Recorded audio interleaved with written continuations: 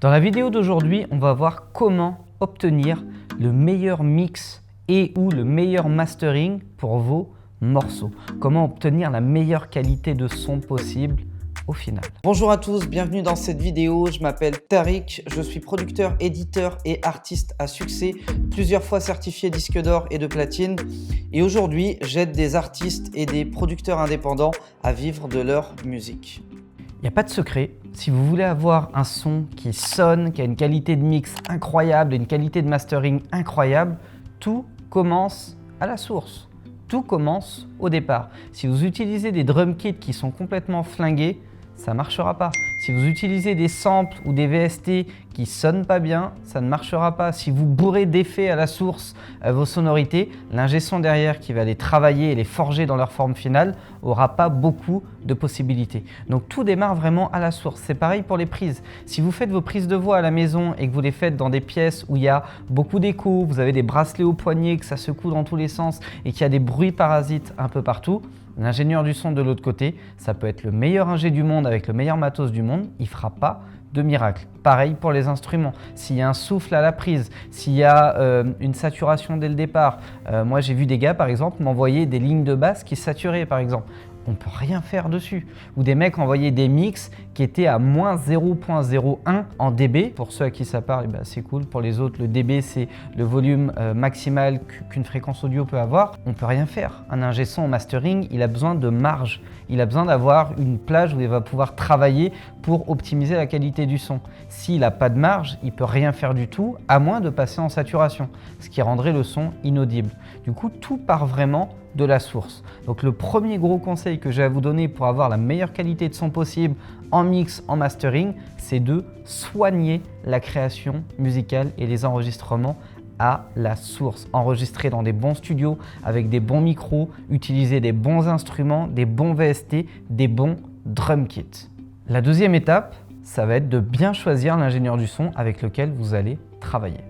Et ça, c'est pas forcément très facile, mais avec le temps et avec l'expérience, ça s'apprend. Il y a des ingénieurs du son que, dans le temps, bien sûr, au départ, n'importe quel ingé son est bon à prendre, entre guillemets, même si c'est pas vrai, à la place, entre guillemets, d'un jeune artiste ou d'un jeune producteur. Moi, je me souviens, il y a une dizaine ou une quinzaine d'années, je croisais un ingé son, j'étais incapable de faire la différence entre un bon mix, un mauvais mix, entre une mise à plat et un mix, et entre une mise à plat, un mix et un master final. J'arrivais pas, mes oreilles n'étaient pas adaptées pour ça. J'étais encore en phase d'apprentissage, en phase de formation. Mais quand vous êtes capable, dans le temps, de distinguer ces choses-là, vous allez être très sensible au travail de certains ingé sons et un peu moins au travail de d'autres. Et ce qui va être important dans le choix de votre ingé son, c'est de vous intéresser, à ses références. Est-ce qu'il a déjà mixé le genre de projets musicaux sur lequel vous travaillez et sur lequel vous avez besoin d'un ingé son bien compétent pour ce grain de son-là? Donc ça, c'est le premier point. 2, est-ce qu'on vous le recommande comme étant quelqu'un à l'écoute, comme étant quelqu'un de pointilleux, qui travaille bien, qu'en fait un peu plus que ce qu'il devrait faire parce que pour lui, la qualité finale du projet est essentielle. C'est pas juste on me paye, je fais mon job et je me casse. Et il y en a des ingé sons comme ça, malheureusement. Et 3, est-ce que vous avez suffisamment donné d'exemples de modèles à l'ingé son et qu'il les a bien compris? Est-ce qu'il a été capable d'entendre, d'écouter, de bien comprendre ce que vous voulez, de reformuler devant vous ce que vous lui avez dit pour être certain que vous êtes sur la même longueur d'onde? C'est vraiment, moi en tout cas pour ma part, les 3 critères les plus importants que j'ai avant de travailler avec un ingénieur du son. Et très souvent, je travaille avec la même personne. Pourquoi? Parce que quand vous trouvez la perle qui vous comprend, qui vous connaît, qui sait ce que vous aimez, ce que vous voulez, ce qui peut se permettre de faire, ce qui peut ne pas se permettre de faire et que la communication passe super bien, en général, il y a très peu de retouches à faire sur les versions qui vous envoient au mix. Troisième conseil, une fois que vous avez soigné la prise à la source, que vous avez bien choisi votre ingénieur du son, le troisième conseil, c'est d'investir le prix de la qualité. Tout simplement. Si vous donnez 25 € à un ingé son pour mixer un titre, il travaillera à peine 1 heure dessus. Et il fera ce qu'il peut en une demi-heure ou en 1 heure.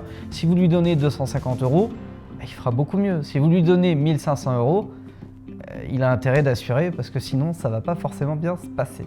Mais vous voyez ce que je veux dire? La qualité a un prix. Il faut l'accepter, c'est tout. On n'a pas une Rolls pour le prix d'une Peugeot. C'est aussi simple que ça. Sinon, ce serait trop facile. ou sinon il y aurait un piège derrière, il y aurait un vrai problème. C'est que ta Rolls, elle est flinguée, elle démarrera pas, que le moteur vient de je ne sais où et que ça a été reconstitué dans un garage discretos, voilà, enfin, vous m'avez compris. L'idée c'est que aller chercher de la qualité nécessite un investissement.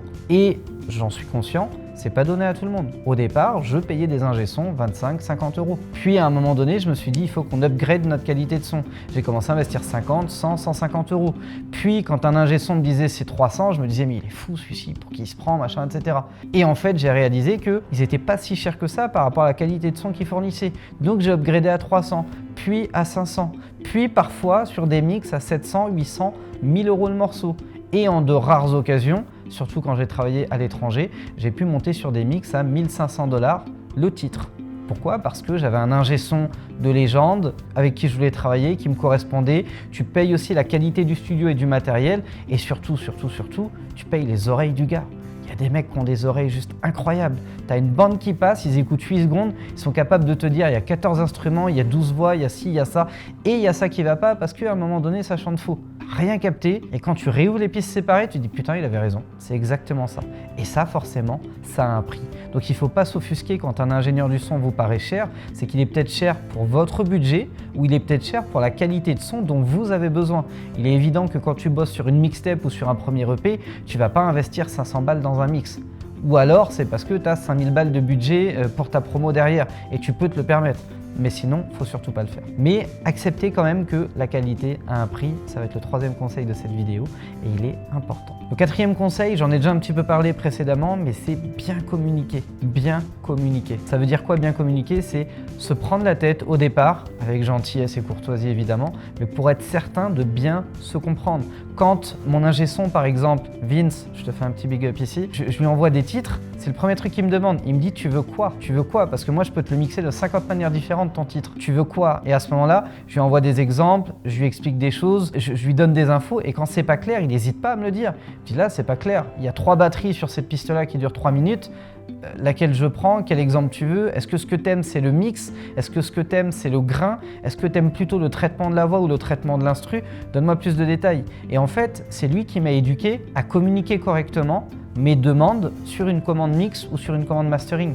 Et grâce à lui, j'ai appris justement ces choses-là, à être capable de dire ok, sur ce son-là, j'aime bien comment sonne la batterie, je ne saurais pas comment te le dire, mais le kick, il a un truc que je kiffe, donc j'aimerais bien qu'on le retrouve, qu'on retrouve la même énergie sur le mien. Là, par exemple, à 1 minute 30, il y a un break, il y a un effet dessus, j'adore, est-ce que tu peux le mettre à cet endroit-là? Là, j'aime bien le traitement de la voix, donc inspire-toi de ce son-là juste pour le traitement de la voix, mais pas le reste. Et en fait, ça lui donne tout un listing par email avec plein de points très détaillés et il sait exactement ce que vous voulez. À partir de là, il reformule pour être certain d'avoir bien compris. C'est une étape importante parce que très souvent, il a bien compris et de temps en temps, il y a des points qui étaient un peu flous à la base qu'on peut approfondir et qui lui permettent lui de savoir exactement ce que je veux. Et au final, quand le lendemain je reçois mon mix, je me dis putain, il a tout compris. Il a même fait mieux que ce que moi j'avais en tête. Et là, ça match. Donc la communication, c'est juste primordial. Dire ça, je trouve que c'est trop fort, ça veut rien dire. Il faut plutôt aller dans un sens où on va dire ça, j'aimerais bien que tu l'augmentes de plus 0,5 dB, plus 1 dB. Ça, je trouve que ça manque de profondeur. J'explique pourquoi. Je donne un exemple à côté. Là, par exemple, sur ce morceau-là de Justin Bieber, pour l'exemple, et voilà, j'aime bien ce genre de grain. Je trouve que là, c'est plus profond. Donc, je ne saurais pas comment te le dire parce que je suis pas ingé son, j'ai pas tes outils. Est-ce que tu comprends ce que je veux dire? Il va dire, ok, je vais essayer. Tiens, écoute, est-ce que c'est ça que tu voulais? Oui, c'est ça. Et du coup, ça match. Et la communication, c'est juste primordial. Et le 5e conseil que j'aimerais vous donner, qui va vous permettre encore une fois d'obtenir une qualité de son juste incroyable sur vos mix et vos mastering, c'est de prendre le temps de finaliser correctement les sons. Combien de fois, et moi le premier, combien de fois j'ai pas reçu des mix en me disant bon là on n'a pas le temps, allez hop on finalise, c'est parti. Ça arrive, des fois on est pressé par le temps. Ou alors des fois c'est de se dire putain là il y a ce petit détail qui va pas, mais vas-y laisse tomber, c'est trop compliqué, ça va être relou, faut retourner en studio, faut changer ça, faut remettre ça, faut renvoyer les pistes, etc. c'est galère. Et au final de pas le faire. 3 mois plus tard, quand t'es en tournée et que t'es sur scène, tu réalises que ce petit truc là, bah en live tu l'entends pas du tout et du coup ça te gêne et tu te dis putain merde il manque un truc et t'es un peu dégoûté et t'as beaucoup de mal à assumer ton son. Donc c'est prendre le temps de bien finaliser quand t'entends un truc qui va pas parce que le mix a fait ressortir des choses et tu te dis là finalement le clap il est pas bon, faut quelque chose de plus gras, et bah retourne sur ta session, change tes claps, renvoie juste ta piste de clap à ton ingénieur du son qui va l'intégrer dans le mix. Même si ça te prend 1, 2 heures ou 3 heures de travail en plus, crois-moi, un son, c'est fait pour durer. Il y a des sons qui sont sortis il y a 50 ans qu'on écoute toujours aujourd'hui. T'imagines si à l'époque l'artiste s'était dit non, laisse tomber, on n'a pas le temps, 1 heure, c'est mort, machin. Pendant 50 ans, il réécoute son son en se disant putain, j'aurais dû faire ça, putain, j'aurais dû faire ça, j'aurais dû faire ça, j'aurais dû faire ça. Et au final, il l'a pas fait par flemme. Et moi, ça m'est arrivé et je peux vous garantir que je regrette. Et il y a plein d'artistes, plein de producteurs à qui c'est arrivé aussi et beaucoup m'en ont parlé et beaucoup regrettent aussi. Donc prenez le temps de bien finir les sons, de bien les finaliser, de les réécouter seuls, de les réécouter en équipe et de les écouter, surtout pour les mix, de les écouter sur plein de supports, en voiture, sur vos enceintes habituelles, sur des Yamaha NS10 pour ceux qui connaissent, qui sont juste impitoyables pour le mix, sur des gros systèmes, pourquoi pas en sound system aussi, et de vous dire ok, si ça sonne un peu partout, c'est que c'est bon, c'est que j'ai le son que je voulais, c'est que j'ai la qualité de son que je voulais, je peux passer au mastering et là, rebelote. Le mastering, ce n'est qu'un mix de votre mix. Donc au final, vous devez l'appréhender exactement de la même manière que ce qu'on a décrit dans cette vidéo. Merci d'avoir été attentif à ce contenu. Si jamais ça vous a plu, lâchez-moi un gros like. Laissez-moi en commentaire vos avis sur ce qui pourrait vous aider à obtenir une meilleure qualité de mix et ou de mastering, ça m'intéresse. Vous avez peut-être des approches ou des méthodes qui sont différentes des miennes. Vous avez peut-être expérimenté des choses qui vous ont apporté des résultats de ouf, donc j'aimerais bien le savoir. On est aussi ici pour partager, il n'y a pas que moi qui partage. N'hésitez pas à partager également avec moi, avec la communauté des artistes et producteurs à succès en devenir qui sont abonnés à cette chaîne YouTube. D'ailleurs, si jamais ce n'est pas encore fait, abonnez-vous à la chaîne YouTube Producteur à succès. Je vous souhaite le meilleur pour la suite et je vous dis ciao ciao.